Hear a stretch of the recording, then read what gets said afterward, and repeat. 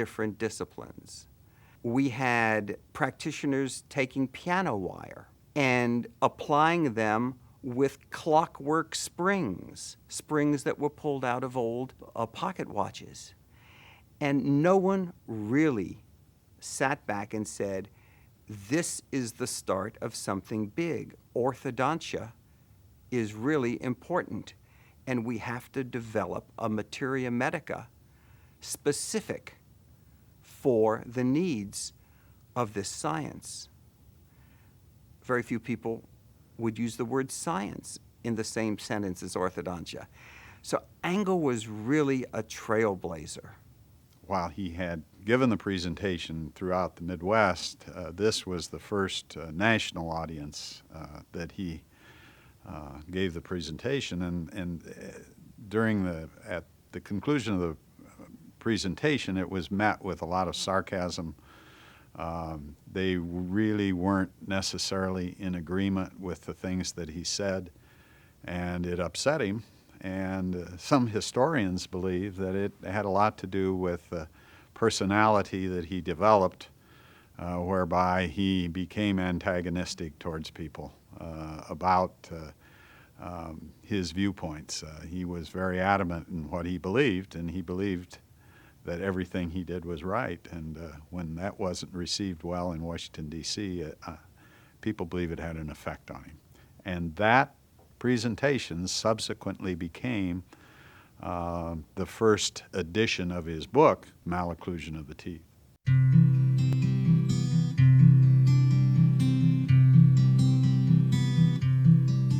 He did get enough encouragement to make him go back to Minnesota and do further work. He had published already his original Proceedings of the Ninth Congress, became his first edition.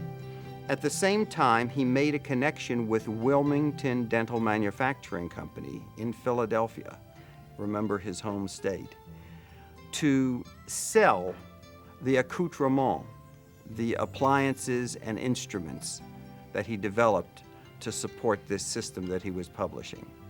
So you have the beginnings of the orthodontic industry. You have here a man who is essentially defining for the first time ever a system, a menu from which you can fabricate a way of straightening teeth in a systematized fashion. And he was also providing the materials and distributing them through a recognized dental manufacturing company. Well, after his time in Minneapolis, he went to Northwestern in 1892, spent 3 years at Northwestern, and his teaching at Northwestern didn't end on a positive note either, because he got into considerable trouble with his students and with the administration over his teaching technique. And in 1895, he left there and went to St. Louis and received his medical degree at Marion Sims in '97. And he also did a little teaching at Washington University. And all of this teaching in an academic environment in which he constantly ran up against students that he had not chosen, first of all, were students that did not necessarily agree with everything that he was putting forth, and he became convinced that you could not teach orthodontics in an academic environment, which then led to his starting the Angle Schools.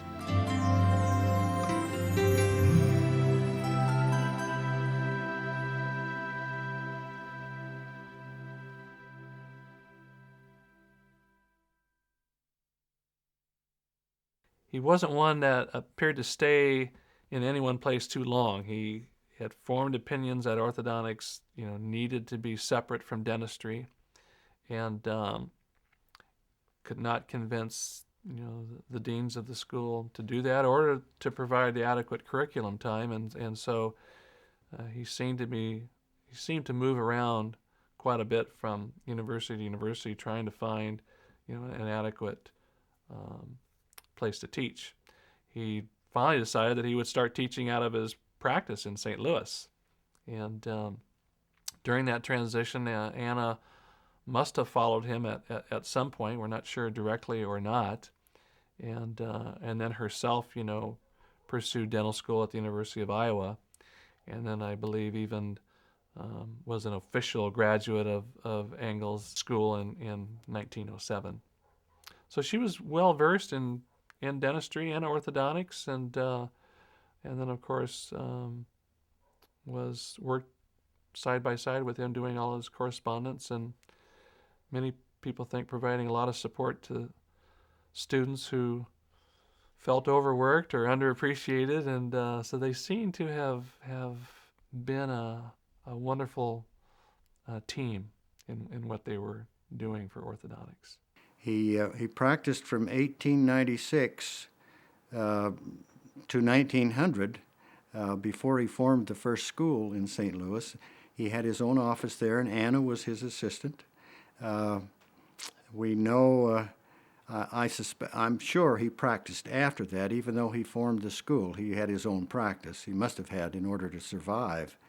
But he did practice in St. Louis after 1896, and probably until he moved the school to New York in 1908.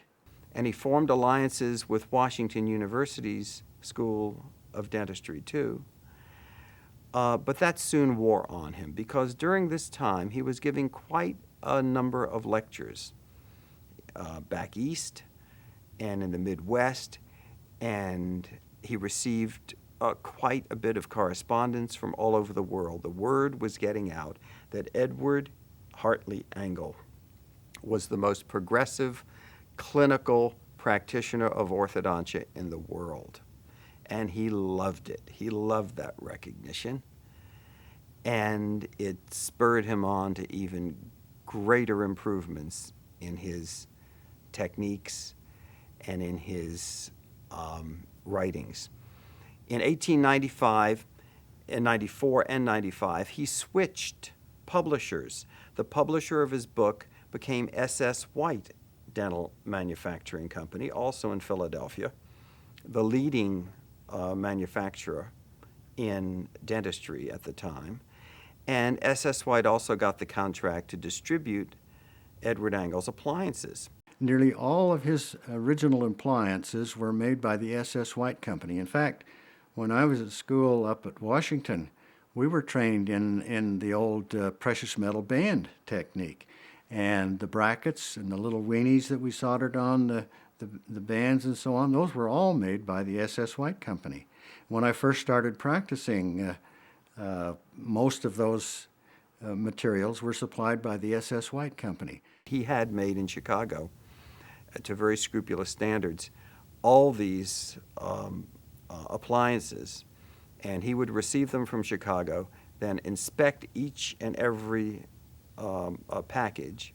He would package them up, in fact, individually, and then send them to S.S. White in Philadelphia and charge S.S. White 55% of the list price.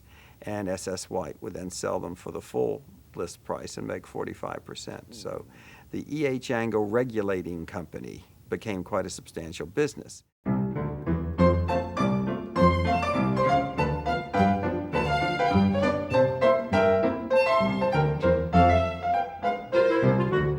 We must remember that these were times that spurred Thomas Edison to great inventions.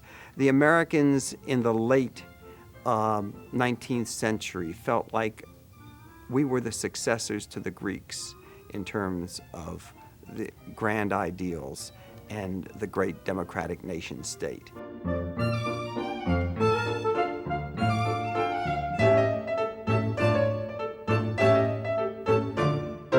It was an extremely expansive time. In St. Louis, a World's Fair that made everyone feel that it was the best of times.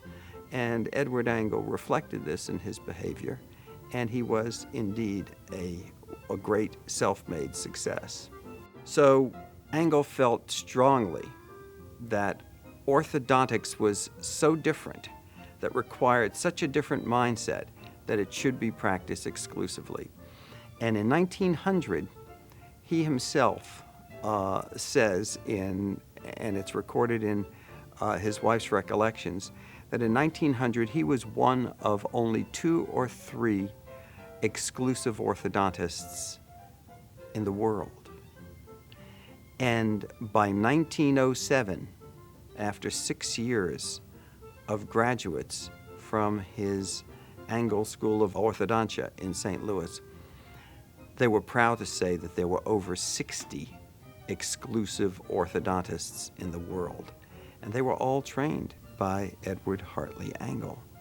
In 1900, Angle and his colleagues, together with Anna Hopkins Angle, who at that time did not have a dental degree, but was the first secretary of the American Society of Orthodontia, as it was called, decided to form the American Society of Orthodontia, and Angle, together with 10 other people or 9 other people, and formed that American Society. And they held meetings in St. Louis and then O2 in Philadelphia.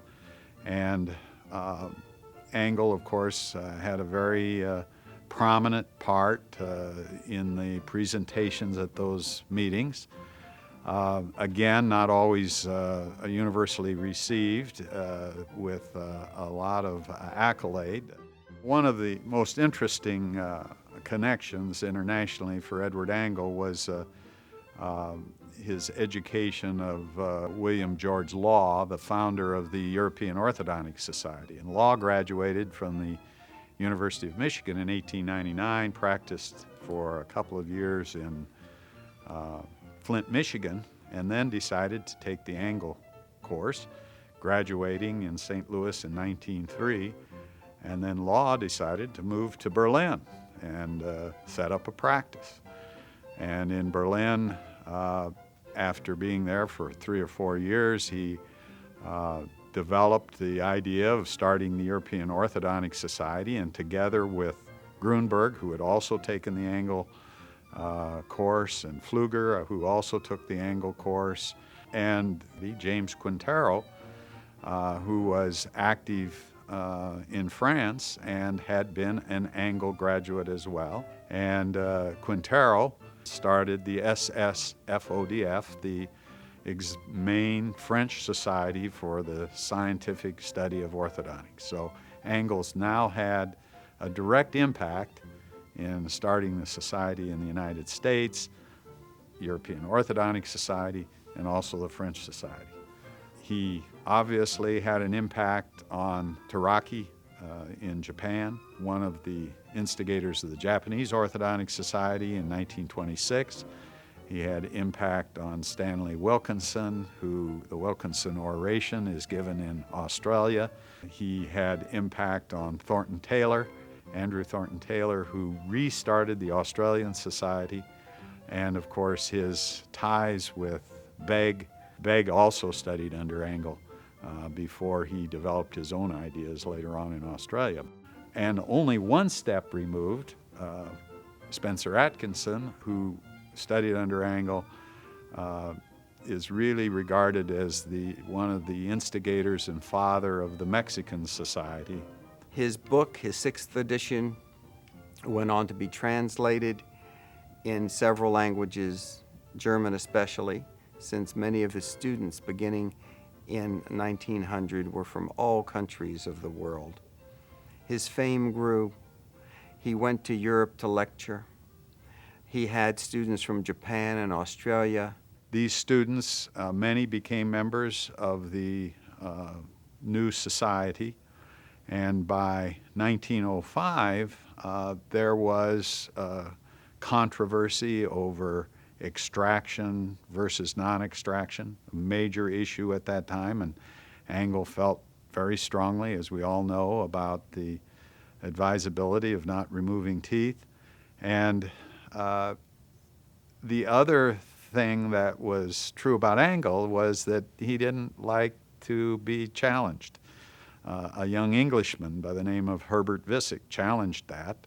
him with nothing more than a lot of questions, and Engel didn't like the questions. And so he brought Visick to the AAO on ethics charges, and Rodriguez Ottolenghi, who was not an orthodontist but was the president in 1905, was the chairman of the committee, basically, that after hearing the charges decided that Engel was not right, and therefore they sided with Visick, and Engel said, "I'm gone from the AAO," and gone he was in 1905, and he took a lot of his people with him, as you would expect.